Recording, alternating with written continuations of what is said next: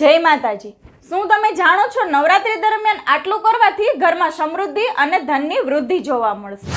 નવરાત્રી દરમિયાન જો ઘરમાં રોજ સવારે અને સાંજે કપૂર અને લવિંગનો ધૂપ થાય તો ઘરની નકારાત્મક ઉર્જા દૂર થાય છે અને શાંતિ ફેલાય છે।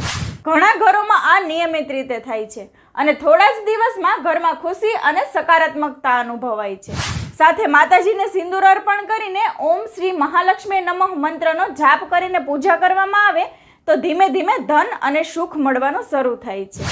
એ જ રીતે નવરાત્રી દરમિયાન ચાંદીનો સિક્કો માતાજીના ચરણોમાં ચડાવીને તિજોરીમાં રાખવામાં આવે છે અને લાલ ધજા મંદિરે ચડાવવામાં આવે છે।